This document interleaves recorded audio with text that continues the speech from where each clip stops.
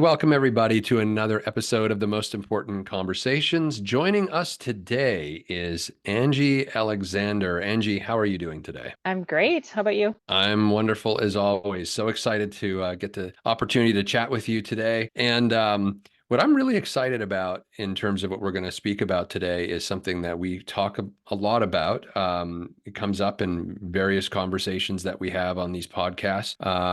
You might call it emotional intelligence. We call it more broadly emotional sobriety. But I know that in your background and with your work, you've studied a lot in this area. And in particular, there's a particular stream of work that you've been involved with for a number of years called positive intelligence. I wanted to kind of pick up there as a starting point, and then I want to explore with you a bigger conversation today about what the hell is going on in the world with people's emotional sobriety, emotional intelligence, and the effects that it's having on society. But let's start with positive intelligence.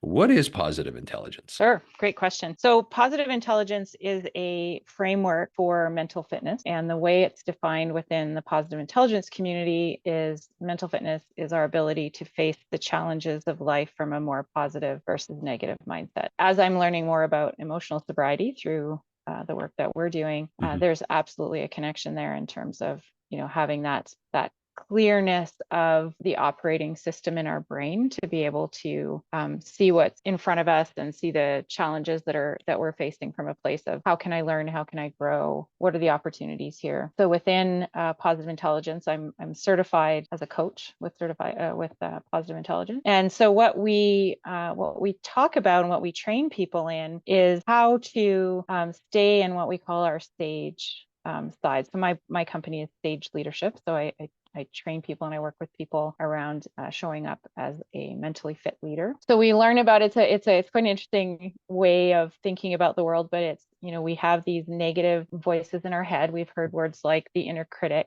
We call them saboteurs. So the main one being the judge, which would be the inner critic. So we have these voices in our head that create all of our negative emotions. So there's this negative chatter, and a lot of it comes from, childhood, how we've been raised. Some of it's how we're wired. Certainly societal, cultural norms. Here in North America, we have a lot of that hyperachiever type approach to things, and that's one of our saboteurs that many people that I work with have. It's that desire to do more and win and win and win, and you got to that peak, now get to the next one, and we never stop and celebrate. We're never present to the moment and the journey along the way. It's all just like on to the next. Where can we win the next time? So we learn about those saboteurs in our head, and we learn about how they create the negative emotions, whether it's shame, guilt, anxiety, frustration, all of those things. And we learn not only about those voices, which are not, most of us recognize them right away. You do an assessment, you get your assessment, like, oh yeah, I know that. That's very familiar. I have one called the pleaser. I have one called the avoider. So those are always kind of wreaking havoc with me in terms of how I approach the world. Right. And so we learn about those. We learn how to acknowledge and accept them, and at the same time intercept them and turn them down, and then shift into that inner essence of who we are, the sage. And our sage has the powers of empathy, curiosity, innovation, purpose, the ability to move forward, laser focused, calm, laser focused action. So those saboteurs get in our way of being able to do that. The anxiety, the frustration, all of those things mean we can be, well, in my case, I tend to withdraw. That avoider will, if I get stressed and get busy, instead of rushing around like a maniac, like some might, I go into my little hole and I curl up and I don't do anything. So acknowledging that and then turning it down and saying, how do I shift my brain into this positive place of all of those things, empathy, curiosity, etc. And so the cool thing that the guy who created or is the founder of positive intelligence, his name is Shirzad Shamim, and we can share the link to his book. He found that by doing small little going into your physical senses starts to rewire your brain. And that's really what we want to do, right? We want to rewire it's like our embodiment. Brain. Yep, exactly. Yeah. And different ways, right? A lot of us, meditation is definitely a a broad version of what he calls PQ, stands for positive intelligence, PQ reps. It's like going into the gym and lifting little mental fitness weights to build up your mental fitness muscles. So breathing, for sure, like we do with meditation, there's a lot of that, except that it's designed to be done like 10 seconds, 30 seconds, 2 minutes at a time. You don't have to, I think where meditation can be difficult for people is I need to have the right space, the right cushion to sit on, the 30-minute of time to be able to do that. And for some people, that's just not accessible yet, right? They have to build up to it. And it's like, I don't want to wait until I can sit down and do my 30-minute meditation to work through whatever's going on for me. I want to be able to, in the moment, make that shift, that micro shift out of the negative emotions into the positive ones. So breathing is a big one. Many of my clients,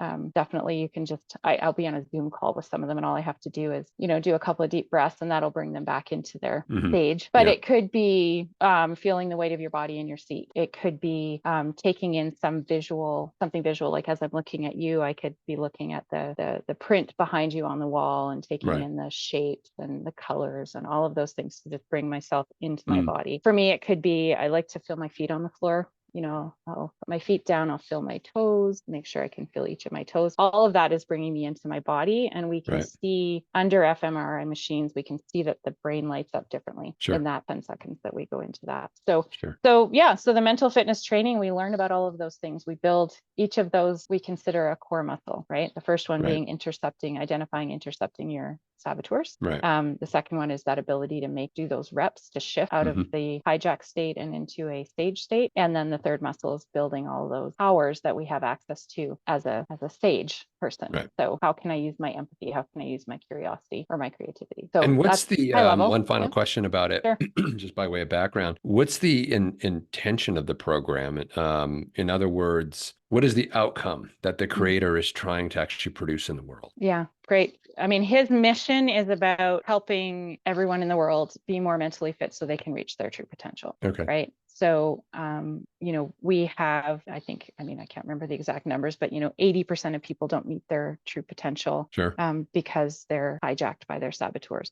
So that's the broad vision that he brings, his mission to the world. The impact that improved mental fitness helps you in 3 areas. One, performance, right? You're more present to whatever it is that you're doing. So whether it's your work performance, I have clients who have better golf games and tennis games and all of those things. You're clearer headed, you're less chatter going on in your head. So you can perform better, you're more efficient.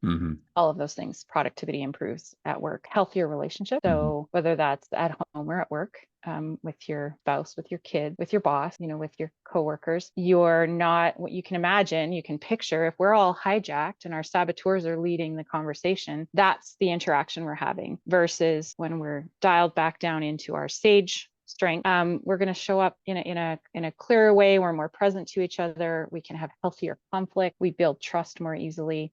All of those things happen. So from a team performance, that goes up because of the improved relationship. And then the final area is just overall health and well-being, right? You're more present, you're sleeping better, your stress goes down, you're just less anxious overall. So all of those things go together to make us better humans overall, more emotionally, anyways, emotionally sober. Right. Well, emotionally sober. That's it. Thank you. And we definitely, so, what I find is so interesting about this, and of course it dovetails nicely into the work that we're doing with TMIC's whole life architecture work, is that the world is in a very particular state right now that I think all of us are, some more than others, trying to wrestle with. How do we get here? What is here? What is the state that we find ourselves in, and where do we go from here? And how do we do that, deal with this? And, so there's a lot of stress, there's a lot of anxiety, there's a lot of dis-ease, wellness issues around wellness, the mental health stuff that's going on right now. Now, this is all, from my perspective, evidence that the systems and structures in which we as human beings are supposed to be living and thriving are broken, fundamentally broken. Because if they weren't, because as human beings, we're very environmentally conditioned and triggered. Our environments play a huge role in our experience of ourselves, of how we experience others. And environment isn't always just the obvious stuff of, the office or where you live, but the environment also deals with your interpersonal relationships, how you get along or don't get along with people. And environment also deals with, frankly, your own physical body and the way that you relate to yourself. I mean, it's all part of a feedback system or a feedback loop that gives you cues and evidence as a human being about where you are in the path of living out your life. You're either aligned or unaligned. You're either, on point or not. And so in your work, from what I understand, you work a lot with companies, and companies will bring you in to work with their leadership teams. I'm going to assume that the companies are interested in this because they want to have their leaders optimized at the highest level of performance possible, because maybe not, you tell me, they see a direct link to their bottom line in terms of profitability and performance. Maybe they don't. Maybe some companies just feel like, well, they're doing it over there, so we ought to do it. And everyone seems to be doing this. So let's have a program. And it's just ticking a box. What's the case? I mean, is a little bit of everything? Are companies starting to kind of clue into the fact that they need to address the fact that human beings are not, when they're not thriving, they're not going to be, it's not about just performing at their best level, but I mean, that's what the company would care about. But companies are also members of I guess the community is a way to look at it. So I think there's an obligation beyond just the performance of that one company, and more to be a positive contributing corporate citizen, so to speak. Well, we want to have a healthy community, and we want to be a contributing factor in that. But I don't know. I'm asking you sort of some rhetorical questions. You can chime in on any of these. It's a sort of a smorgasbord. It's a little bit like a cheese plate or something like that of questions. Food for Um, thought. Yeah. but I had this experience, and I won't name the company. It was a Fortune 100 company years ago when we were doing leadership development, and we were doing it with video games. We were building video games to develop leaders. And this one company I had a very interesting exchange with. They were super interested in what we were doing. And because they had found out we were working with companies like Coke and other large companies like that. And then when it got down to writing the check, it was like, well, we've got our corporate retreat and we don't really want to, dip into that budget. And I'm thinking, well, then just increase your budget, if you Yeah. want to have an outcome. But that's just, no, we can't do that, right? So there didn't seem to be, and that wasn't just that one company. It's the one that stood out though, because I had the most lengthy conversation with their people. And at that time, I drew the conclusion that for a lot of these companies, it's just lip service. And I want to state that because it shouldn't be lip service, right? Right. Yep. But I think for a lot of these companies, it's box checking. It's, oh, we have that program too. But are they really getting that if you have human beings that are not thriving and optimized to their highest potential, that it is going to not only have the obvious effect of detracting from the profitability and the performance of the company, but more importantly, who wants to live in a crappy community where everyone is depressed and mentally ill and suffering from other kinds of illness and stressed and dealing with anxiety? I mean, we've got to address this. And I agree that companies are the place to start. So I'm happy, to hear that that's where you're starting. But I guess as someone on the ground in the trenches there, I haven't been for years Mm. on that level in terms of the leadership dynamic conversations inside of companies. I mean, are they starting to wake up and get it? There's my long, I guess, end to my rambling series of questions. Questions. Yeah. Pick one and start. So I think so I would like to think that eventually we'll get there. I mean, that is definitely my mission, is to bring a different style of leadership, sage leadership in my case, to change how we lead, particularly in this industry, this province. And it's not an easy path because it's so ingrained, this command and control, corporate, especially oil and gas. And I want to make this, I want to change the world. And then you try for a while and it can be pretty demoralizing, because it's like exactly what you described. Oh yeah, that sounds great. And then when you get to the bottom line, or we don't have time, or we don't have the budget in our training budget, all of those things. And what I'm seeing is, I had a realization, I don't have to change everybody all at once, right? I just need a few. I just need a few enlightened folks who are seeing that there's a there's value in doing this work. Mm-hmm. Speaking to the bottom line is helpful, but it's more than that, right? Mm-hmm. That's not going to make it all the way through. I've had some success recently. I have a leader who came to me. We talked about, the program. We talked about the impact it had on me personally. And at that time, it was just, we were just coming out of the pandemic. They were just bringing everybody back to the office a couple of days a week. And he was seeing how his team was struggling, right? They were struggling with essentially their mental health, right? They were struggling to come back to work. There's a lot going on. And so initially he said, I want to give this gift to my team from a mental health perspective. I think this will help them. So we did it with that initially. He gave it as a gift to them for that. And then we continued on after that because they were starting to see the impacts of what does it mean to have different conversations around our own leadership table.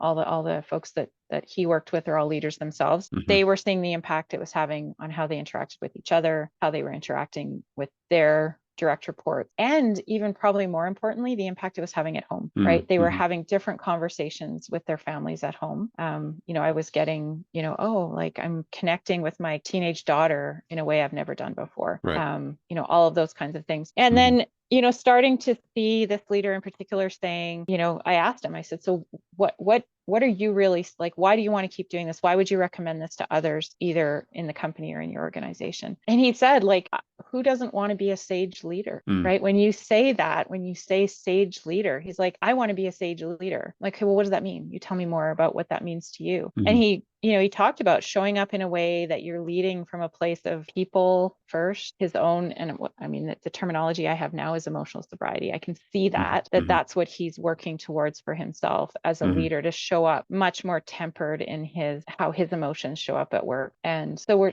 it's a shift. It's a shift that can happen in some places. He says his most senior leaders could use this work and they're not ready to even have the conversation with me, which is fine. We'll keep going on that. Yeah. So absolutely, I think there's a few places that they're starting to see the value of kind of the team building and getting in with, because a lot of times too, it's the teams themselves saying, what is this? I don't want to do this. Like, what do you mean I have to talk about my feelings, right? They don't want to talk about their feelings at work. And then they do in a safe place created by a coach facilitator who can create that. And they start to realize how impactful that is. And now they're all humans at work and they understand each other better, and they actually get more work out of, because they're not being so rigid and nasty with each other. Well, I think that's one of the things that has always astounded me when I've worked with different companies. First of all, let's just, talk about the elephant in the room. Just because you have the title leader doesn't mean you are one. Let's start with that, right? Yeah. So there's all these people who are, I'm a leader, I'm a manager, I'm an executive, I'm a this, I'm a whatever. If you have not optimized yourself as a human being, you're not a leader. You may carry the title, you may have a business card, you may have the sign on your door, but you're probably a teenager, and in terms of your emotional state, and you're a walking reaction to everything in life, and you're hiding behind this sort of leader. I just want to call it out. Because the things that, what we're interested in doing with TMIC is actually developing and working with real people who are committed to being leaders. That means being fully and wholly responsible for how they show up in the world, which means 100% accountability for your emotional state. That means managing your emotional state. And that doesn't mean repressing it, but it means managing it, feeling your emotions,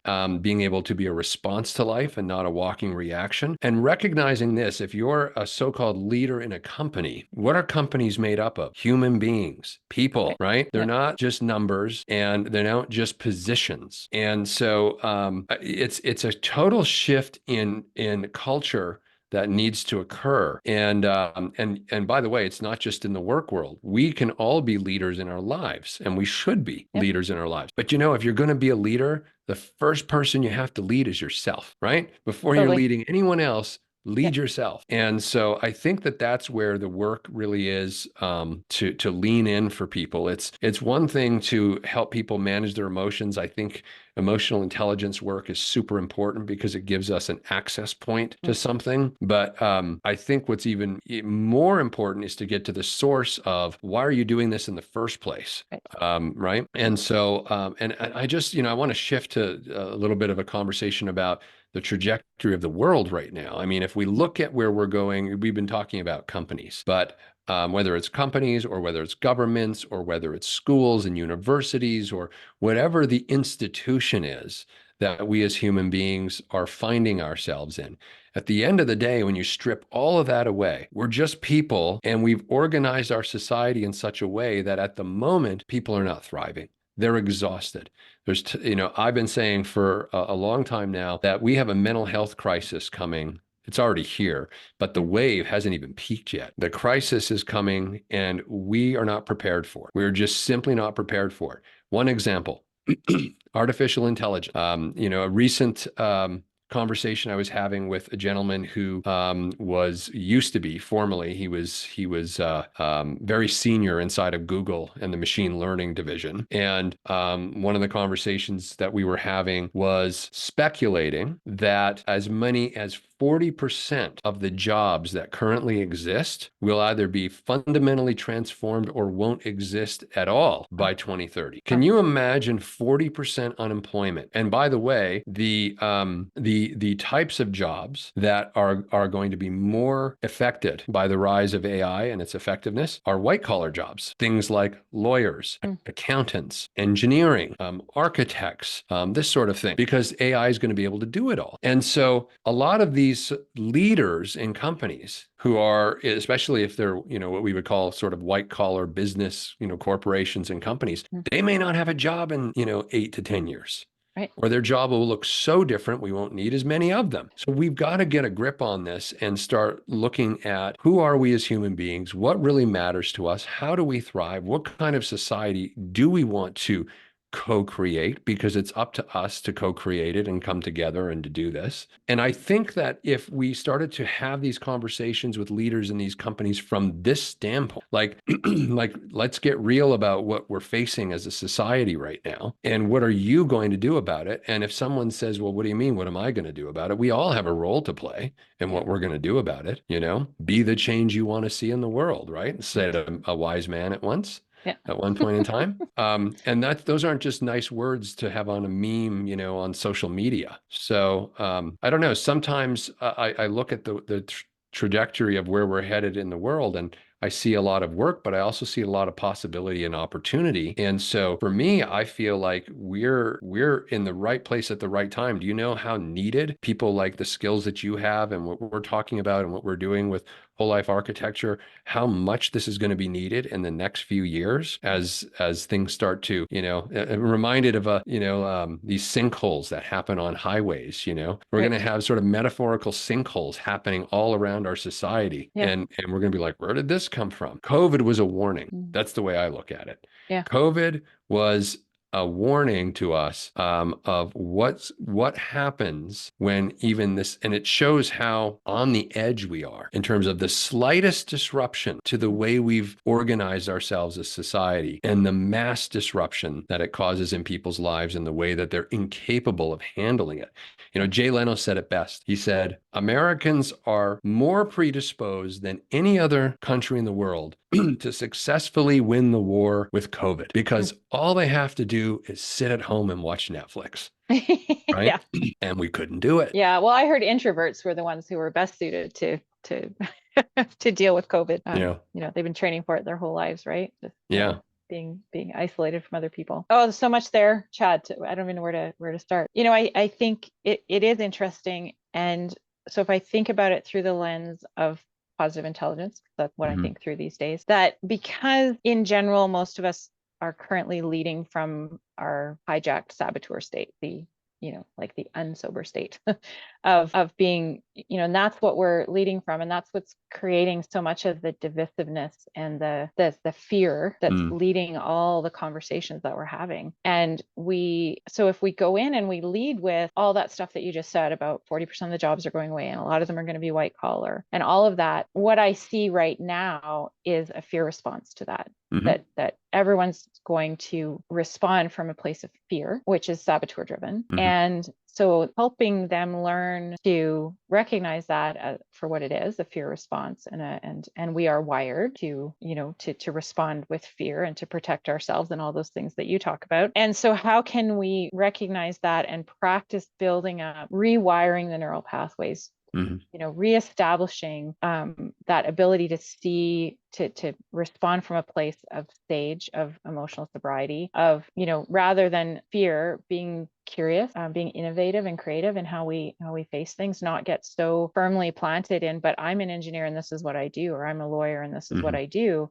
I have a skill set. And I mean, I've had to make this transition. I mean, I wasn't really given a choice to transition away from that engineering technical world into something else, and use all those skills that I learned as an engineer, all of those skills that I learned being in a corporate environment for 20 plus years, and use that in a way to build up my own, understand my own saboteurs and understand how that was impacting me, and continue to do the work to build up, my mental fitness is what physical fitness is to my mental health, right? If I continue to work on that, I can face all of the stuff that's coming at us. And I might have a fear response at first and then go, okay, it's gonna be okay. Let's just work through. I have skills, I have little techniques. I can go to my mental fitness gym and get myself kind of ready to deal with whatever's coming at me. And I noticed it. I noticed it daily, how I respond differently. I'm much more comfortable with discomfort than I used to be.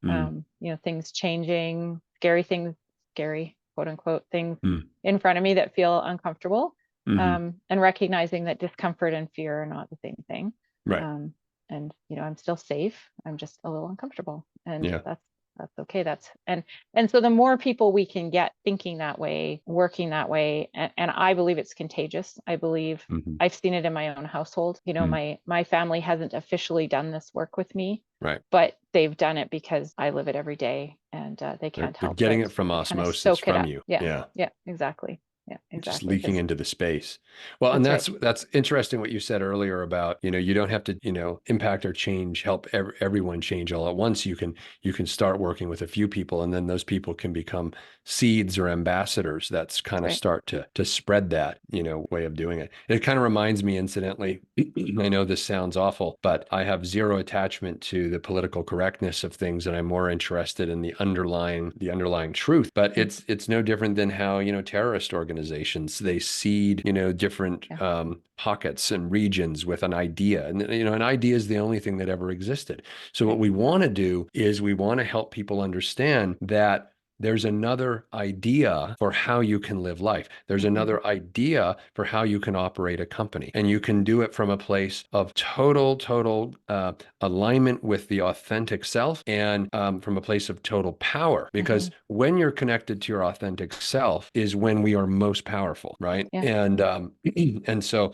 that's ultimately what, when I think about this, I think about the empowerment of people to be able to know themselves. Socrates said that the most important thing for any of us is to know thyself in this lifetime. And the more that you get to know yourself, including the foibles and the different emotional states that we all have, and being able to feel them and process them. I love the embodiment work. You were talking about that. I think it's so important. We've seen the rise of things like yoga and meditation. What I'm really encouraged by is when I look at Gen Z, they're just naturally kind of starting to believe it or not, they're starting to pull away from the social media addiction that, millennials had it really bad, but Gen Z doesn't have it as bad. And they're more interested. My daughter, she always says, we need to go out and touch grass more. She'll say stuff like that, like just get out into nature. And it's embodiment, it's feeling, it's tactile. It's something that connects you, especially in a world of screens and virtual mediated, conversation. Not that that doesn't have a place for it. I mean, we're doing it right now, but to rely on it entirely, which I think COVID didn't help that, because, people relied on that too much. They had to. It was either that or nothing. But, now it's time to get embodied, and it's time to start to connect to yourself and to others in a more meaningful way. And it can only positively impact companies and organizations and communities. It's not going to detract, but I always get concerned that as human beings, if we can't draw a straight line from how does this make me money, it somehow gets pushed to the background. Because there's so many, I think the challenge that, especially the bigger the company, the more they're this bigger budget that they're dealing with, the shareholders, all the stakeholders that they have to answer to get in the way, even if there's undoubtedly a part of them, a seed of them that says, yeah, there's something not right here, right? There's more than likely a misalignment. Like if you get a chance to talk to some of the most senior leaders and really talk to them, like they're not happy. Yeah. They're not, they know that, and they're stressed and they're burned out, and their relationships are in the toilet. Like it's not good, but they don't know how to break out of that cycle. And to your point, a couple of things for me. One is it does have to start, it starts with yourself. Whenever leaders come to me and if they start talking about their team, I usually try and bring it back to, well, let's start with you, right? Because you're setting the tone, you're setting the culture of your team. Your emotions, your saboteurs are the ones that are leading that. So there's that piece of it. And especially in this city right now, in this industry, it's going to take courage to step up and lead differently, right? There's it's going to take a few, and eventually it'll start to show, and it will show as bottom line performance, right? And there's data out there that supports all of that. For some reason, I don't know, we like to think we're different here, right? It's like, oh yeah, that all applies to, I don't know, Google or all these other companies. Like, and no, but it's just people. It doesn't apply to us. And it's like, well, what? Like, yeah, people who are engaged, who feel supported, who have a psychologically safe place to work, all of these things, like, why wouldn't it work here? What's different? But that's part of the hurdle that we need to get over is we're different than whoever. So that's just an excuse to do nothing. Yeah, correct. At the end of the day, because it makes them uncomfortable and it's scary. Yeah. So. Well, I'm a big advocate for helping people get used to discomfort, and almost like I treat it as a game now. And this is a little trick for those of you who are listening and watching. If you really want to start to create a sense of power in your life, start to play the game of being uncomfortable as often as possible. Like put yourself in circumstances and situations that your first impulse is to say, oh, no, I can't, or I shouldn't do that, right? Or I shouldn't say that, or whatever, and just start to nudge yourself. You don't have to do anything too drastic, not initially. You might eventually, maybe, you'll be doing crazy stuff at some point that you never thought possible. But that's, and here's sort of a metaphor to think about. I've always said that people don't like to travel because of the travel. So you go somewhere new, and everyone always has the same experience. Doesn't matter where you go in the world. If it's new, they come back. It's like, oh, it was so amazing. We did this. We learned this. We saw that. We tried this food. There's all this new experience, and there's an aliveness that happens when people travel. For those that do, and everyone should, incidentally. But it's not where you went that created the aliveness. What creates the aliveness is that all of your habituated conditioning was completely useless while you were on your trip, because you'd never been there before. So you couldn't predict how to get there, how long it would take, what you were going to do when you were going to get there, who you were going to see, what you were going to eat. I mean, a lot of it. Now, some people are really they plan to that level of detail, but even if you plan to that level of detail, there's still going to be stuff you couldn't predict that happen. And you're still going to access that aliveness feeling, right? So what people are experiencing when they travel to new places. Now, if you travel to the same place over and over and over again, eventually it becomes conditioned and habituated, predictable. And therefore you're operating on autopilot again. But the thing that makes you feel alive is not the trip, and it's not where you went. The thing that makes you feel alive is your own presence. Your mind has to move from some subconscious habituated conditioning to conscious creative. You have to be creative in order to figure out what you're going to do from moment to moment, and how you're going to do it, and how long it's going to take, and the actions you're going to take, and all of this stuff, right? And that makes us feel alive. So coming back to what I was just saying about trying new things, nudging new things, you don't have to go on a big trip to have that same experience. If you treat this as a game and take on in life the game of trying new things that make me uncomfortable, play that game, you'll start to have that same experience of aliveness and your own presence. That'll just make your life feel so much richer. On top of that, you'll meet new people, have new experiences, and the whole breadth of your life will expand, right? So that's a little thing. Now, it takes emotional sobriety. It takes your ability to manage the fear, manage the discomfort, manage the anxiety that's coming up. Yep. And these are all things that we, talk about in our whole life architecture work. But this is just a little thing that anyone listening and watching can do. I mean, I intentionally get myself lost. Like I'll go to a city. I know LA like the back of my hand. I've been going there. I've been there hundreds and hundreds of times, lived there for a period of time. And so I don't need, the maps and the GPS and all that for my well-worn path. But there's still places I've never been to in that city. And I will intentionally, when I go there, try to get myself lost and go down some roads. I have no idea where they're taking me. And it just becomes this like almost adventure. And you could do that in any city. I just use LA as an example because it's a city I know very well. But anyone in any city, you could take a different route home. You could intentionally just go for a drive, like get out of the grooves of your life.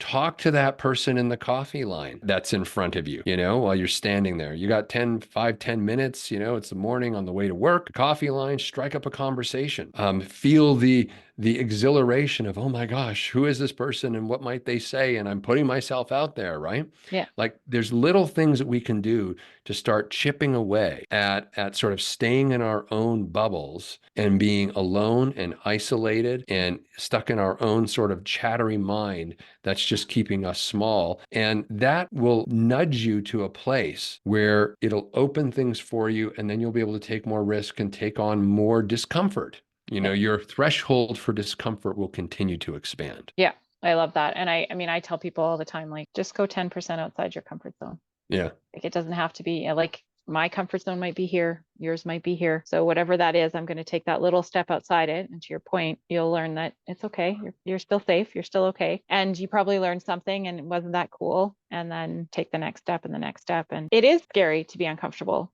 And, it does take some training of your brain to say, it's okay. This is where I'm learning. I'm not learning anything if I'm not uncomfortable. That's right. Yeah. I just do the same thing over and over again. I'm not learning anything new. I'm not changing. I mean, I learned that, like, I ski raced when I was a kid. My coach would say, how did that feel? And I'm like, oh, it felt good. He's like, you haven't changed anything, right? It felt exactly like the last run. So you haven't, until it feels uncomfortable, you're not changing anything. Yeah. So you have to, it has to feel uncomfortable or it's not different. So I read a quote somewhere the other day. If it feels good, you're not growing. Right. Exactly. So we have to train ourselves to make that discomfort feel good, right? That it, to your point, it's sometimes, some days it's hard. It's probably why I crashed the other day. I was like, okay, too much discomfort. Too much discomfort in a day. You need to just rest. Yeah. So I've got this little box. I'm going to start to do this with all of our podcast interviews. I'm going to randomly pull out a card. It's a box of know yourself cards. Oh. Interesting. Okay. So I just randomly picked this out and I'm going to do this with all of our guests. And it's just a little fun thing here. So a little discomfort. I didn't even know what the card was going to be. This is for you. Okay. Thanks. Someone has annoyed you. What do you say? You have two options. You are so annoying when, or you make me feel annoyed when. No, I would say you make me feel annoyed when. And I might not even say it quite like that. But you might have your own version. On the back, it says psychologists love the second way of putting it. So I'm not surprised you chose that way since you're dealing with your positive intelligence work. They tell us that it's at the heart of good communication, describing the impact others have on you rather than declaring them to be this or that in absolute terms means that people around us get less defensive. Yep, that was the word that came to mind. I'm just pausing here because sometimes you might have something to say about that. Sometimes I like to poke and make them a little defensive because then I can go, well, it's under there, right? Anyway, and they're more likely to listen. Self-knowledge means recognizing what belongs to you and what belongs to others. So there's your know yourself card for the day. Thank you. That was fun. That's fun. Yeah. But yeah, cool. I like to, I mean, it's, they have to agree to the context, obviously, but when people agree to go all out and explore the development of the self, like when they're in our whole life architecture work or something, it's gloves off, man. I love to poke under the, what's the discomfort, what's under there, because there's nothing but growth that can come out of it. Nothing but good stuff can come out of it at the end of the day. Yeah. And I think that I believe that too. And for me, it's making sure that you've created a safe place for people to be able to do that. Gloves off, you're safe here, and it's going to be uncomfortable, but you're still safe. And I think that you create that. I feel that, and it's important to do that for folks, it is. because You have to do that. Otherwise they won't do it. Well, they won't, or it just could be more damaging and put them further into themselves than I think it was Gabor Mate who said, and for those of you, we're going to have him on this podcast as well, but that the vast majority of us in the world are dealing with various levels, but everyone's got some kind of trauma going on. Big T, little t. We've all got it. And doesn't matter how great your parents were. As parents, you're damned if you do and you're damned if you don't. You think you're showing the right way, and then your kid's like, well, I'm going to be me, so I'm going to rebel against everything you just taught me. And it's like, what? I talk about that a lot with clients around parenting, and the fact that again, no matter how good your childhood was, we all have these saboteurs, and a lot of them came from childhood, and they were there to protect us from all the things that happen in childhood, whether they're, again, even with a very positive upbringing, there's scary things that happen. That's right. And so, I joke that my kids, no matter how much work I do, my kids are going to go talk to their therapist about me and about how they were brought up. And that's, that's just how it is. And I'm not going to spend too much time worrying about that. I'm going to let that sage side of me know that I'm doing the best I can. I'm human. I'm perfectly imperfect. So I'm just going to, show up the best I can for them, as sage as I can, have empathy for myself in the process, and, and hold space for them as they stumble through it as well. Well, I think that's a great way to wrap it up today on this episode of The Most Important Conversations. Angie, thank you so much for spending the time and sharing with us positive intelligence and exploring where we are in the world and where we want to go in terms of how to help people, integrate more deeply with themselves, get more embodied, manage their emotions, feel their emotions, but manage their emotions. And there is hope that we'll be able to turn the trajectory of our society around if more and more people lean into this type of work. So thank you for the work that you do. And thank you so much for joining us on this episode. For those of you listening and watching, if you want to learn more about what we're doing at The Most Important Conversations, go to tmicglobal.com for information about whole life architecture, Design Lab, and any of the other things that you'll hear us talking about on this show. Until then, we'll see you next time. That concludes this episode of The Most Important Conversations. This in-depth conversation could set you on the path to self-improvement, which is essential if you want to be an effective leader and take meaningful action in your life. If you enjoyed this episode and want more of these stimulating discussions, you can find them at tmicglobal.com. Remember, the world is at a crossroads right now. You can't afford to waste this opportunity to take charge of your life, build meaningful relationships with others, and co-create a brighter tomorrow. Thank you for listening. See you on the next one.